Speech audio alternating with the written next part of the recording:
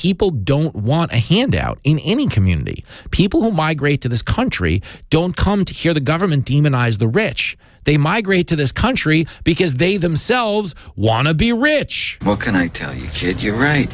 When you're right, you're right. And you're right. That's what people are doing here. People are coming to America for the life, liberty, and the pursuit of happiness.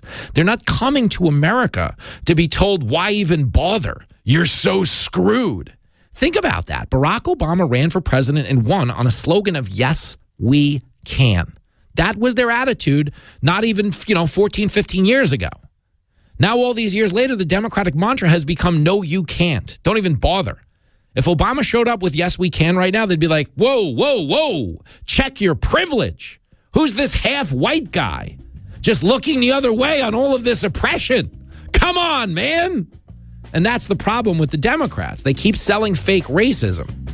Okay, but all these minority voters want are real solutions. And if you don't believe me, ask people in the 34th Congressional District of Texas. But is that going to stop Democrats from playing the race card? Hell no. Wait till you see what's coming in the next hour. It is flat out disgusting. We'll lead with it next. Now, from the historical audio archives of Fox News Talk. American playwright Tennessee Williams, who grew up in the Deep South, died in 1983. He won the Pulitzer Prize for drama for A Streetcar Named Desire in 1948 and Cat on a Hot Tin Roof in 1955. Here, Tennessee Williams explains where he gets the inspiration for his character development. I have always been more interested in my own kind of people, people that have problems, people that have to fight for their reason. The people to whom, the impact of life and experience from day to day, night to night is difficult, and people who come close to cracking and all that. That's my world. Those are my people, and I must write about the people I know. Stay tuned to hear more history as it unfolds before your ears. It's the audio archives of Fox News Talk.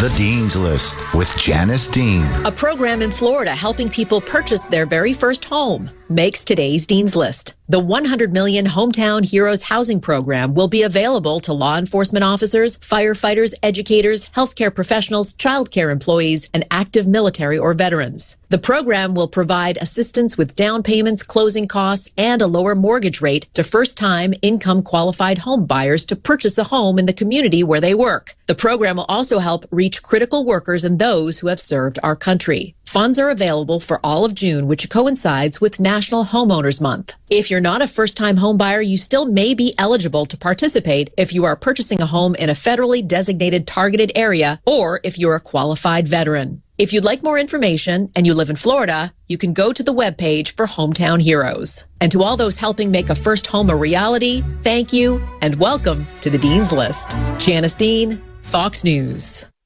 The very latest headlines, along with in-depth analysis and conversation, depend on Fox News Radio and FoxNewsPodcasts.com. Weighing COVID-19 shots for tots. I'm Steve Rappaport, Fox News.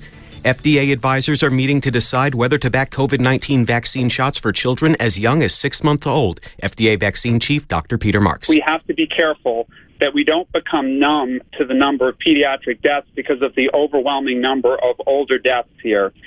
Every life is important, and vaccine-preventable deaths are ones that we would like to try to do something about. Dr. Marks noting nearly 450 children under the age of 4 have died during the pandemic.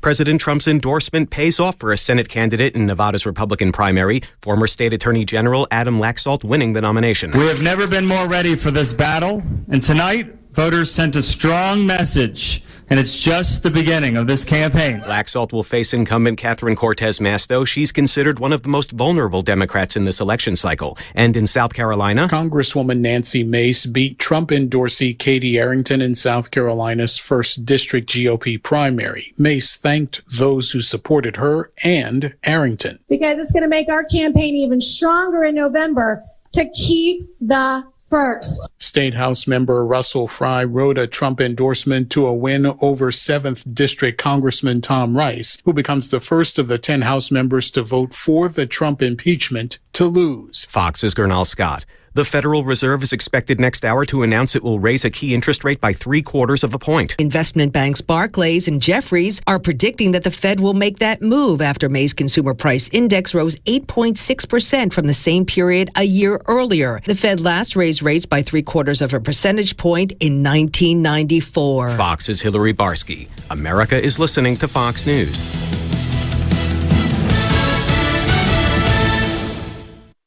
Jason in the House, the Jason Chaffetz podcast. There is always someone doing something stupid somewhere. Dive deeper than the headlines and the party lines as I take on American life, politics, and entertainment. Join me, Jason Chaffetz, every Wednesday as I shed light on the news and make some predictions along the way. You never know who will drop in. Subscribe now on FoxNewsPodcast.com or wherever you download podcasts.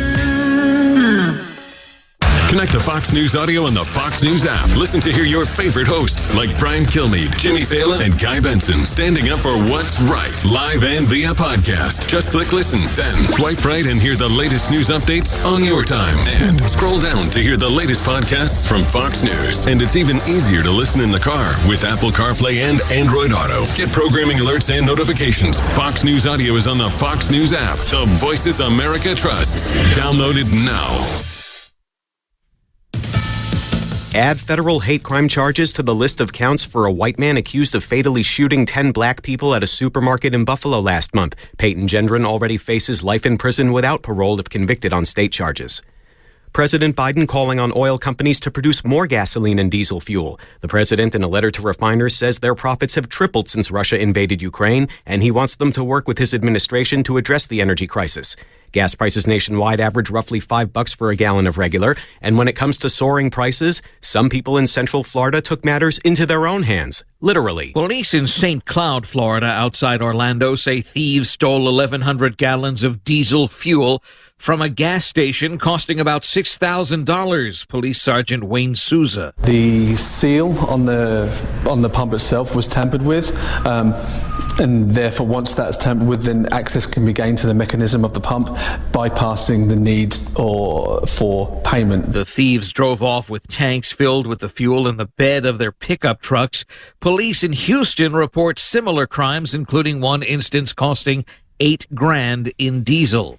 In Broward County, Florida, Eben Brown, Fox News. A new report out shows a link between hundreds of crashes and some advanced driving systems. Hundreds of car crashes have been linked to autonomous systems, according to government data, with Tesla reporting the most incidents involving driver-assisted technology. 273 out of 367 incidents involved a Tesla system, according to the National Highway Traffic Safety Administration, which released 9 months of data Wednesday. As for fully automated systems, nearly half of those crashes involved Alphabet's Waymo, which is running a fleet of self-driving taxis in Arizona. Fox's Lillian Wu. I'm Steve Rappaport, and this is Fox News.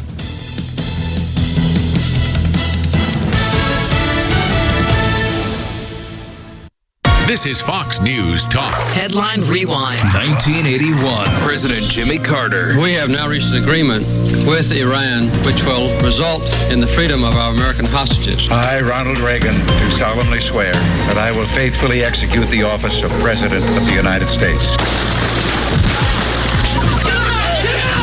As of now, I am in control here in the White House, pending return of the Vice President. I have been in labor negotiations for 25 years. The only people that ever win from a strike are the lawyers. Charles Philip Arthur George, wilt thou have this woman to thy wedded wife, so long as you both shall live? I will.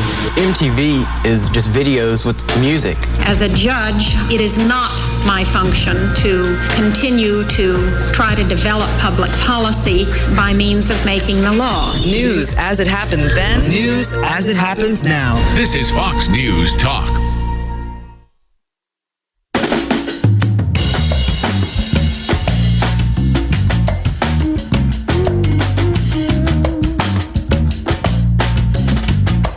Live from everywhere USA, it's Fox